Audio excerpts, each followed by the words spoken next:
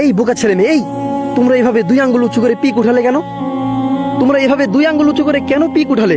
তোমরা জানো এইভাবে 2 আঙ্গুল উঁচু করে পিক উঠানোর সাথে সাথে তুমি তোমার মনের অজান্তেই নিজেকে শয়তানের পূজারী, দাজ্জালের পূজারী হিসেবে স্বীকৃতি দিয়েছো।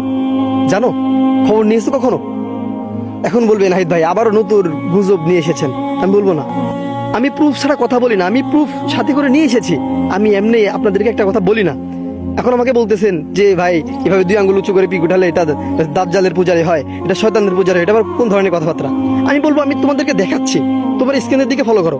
এই যে পিকটা দেখছো, এই পিকের দিকে খেয়াল করো, দেখো তো এই পিকের যে মূর্তিটা রয়েছে, এই মূর্তির হাতটা 2 আঙ্গুল এটা কোন দিকে আছে? উপরের দিকে আছে না? এই মূর্তি সম্পর্কে তোমাদেরকে কেউ এ যাবত পর্যন্ত বলেছে? হয়তো বা এই মূর্তি তোমাদের সামনে এসেছে কিন্তু তোমরা এটাকে ফলো করো নাই। এই মূর্তিটার নাম এখন এটা গুগলে সার্চ করবা, ব্যাফোমেট, BAPHOMET, ব্যাফোমেট মূর্তি লিখে সার্চ করবা। এই ব্যাফোমেট মূর্তি যারা দাজ্জালের পূজা করে, যারা শয়তানের পূজা করে, এই সময়ে তারা এই মূর্তির পূজা করতেছে, উপাসনা করতেছে। যে মূর্তিটা এসেছে কোথা থেকে জানো? বাল দেবতা থেকে। এই বাল দেবতা সম্পর্কে আল্লাহ রাব্বুল আলামিন কুরআনের মধ্যে বলেছে আজ থেকে অনেক বছর আগে। আল্লাহ তাআলা বলেন সূরা সফফাতের 125 নম্বর আয়াতে, আতাদউনা বা'আলাউ ওয়া তাদারুনা আহসানাল খালিকিন, যে ও আমার বান্দারা তোমরা কি বালকে ডাকবে আর শ্রেষ্ঠ স্রষ্টাকে ভুলে যাবে? এটা আল্লাহ তাআলার কথা।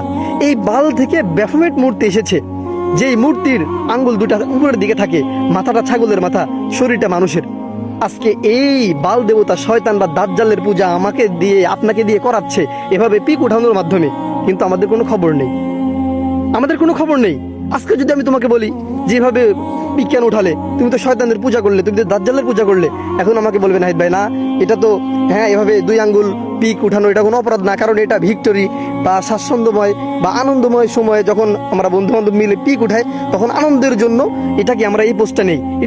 এটা অন্য একটা পোস্ট, এটা তো দাজ্জালের পূজা না। আমি বলবো এটা যেটা তুমি আমাকে এখন শোনাচ্ছ, এটা এই পশ্চিমারা, হ্যাঁ তোমাদেরকে এটা নর্মালাইজ করার জন্য, এই দাজ্জালের পূজা, দাজ্জালের কালচারগুলো নর্মালাইজ করার জন্য এগুলো তোমাদেরকে শিখিয়ে দিয়েছে।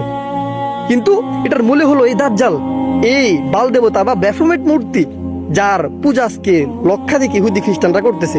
তুমি মুসলমান সন্তান, তুমিও করতেছো, হ্যাঁ তুমি জুমার নামাজও পড়তেছো। আবার এভাবে এই যে ঈদ গেল, কত পিক আমরা উঠিয়েছি এভাবে 2 আঙ্গুল উঁচু করে। আমরা এই পিক উঠানোর সাথে সাথে আমাদের আমল নামায় এভাবে দাজ্জালের পূজা করার গুনাহ লেখা হয়ে গিয়েছে। নাউজুবিল্লাহ। তুমি শিরক করেছো।